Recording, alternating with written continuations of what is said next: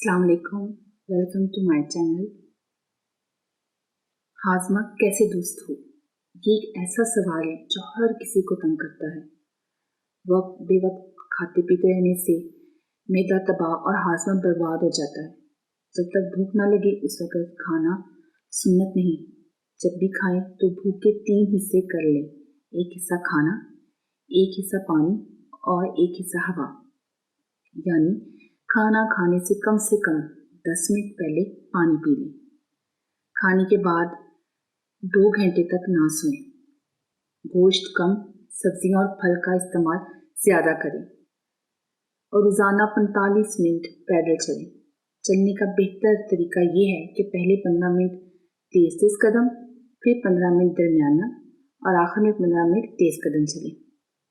रात का खाना खाकर कम से कम 150 कदम चलें। और मेडिसिन का इस्तेमाल मैदे को मज़ीद बर्बाद कर देता है। मुस्तकिल मेडिसिन का इस्तेमाल मैदे को मज़ीद बर्बाद कर देता है। अगर आपका मैदा ठीक है, हाजमा ठीक है, तो बहुत सी अमराज से महफूज रह सकते हैं, जिसमें हार्ट अटैक, फालज, लकवा, दिमागी अमराज, हाथ पाँव बदन का दर्द, ज़ुबान, गले की बीमारियाँ, मुंह के छाले, सीने फेफड़े के अमराज, सीने की जलन, शुगर, हाई ब्लड प्रेशर और पित्त के अमराज वगैरह शामिल हैं। तो आइए मैं आपको एक ऐसा हल बताती हूँ जो बहुत ही इजी के घर में अवेलेबल होता है।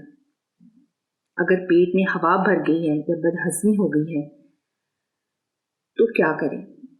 एक खालिस हल्दी यानी कि 1 ग्राम 1 चुटकी और नमक भी 1 चुटकी। कोशिश करें कि पिंक सॉल्ट लें। अगर पिंक सॉल्ट अवेलेबल नहीं है तो काला नमक भी यूज़ कर सकते हैं और 1 गिलास गर्म पानी में मिलाएं और उसे पिएं।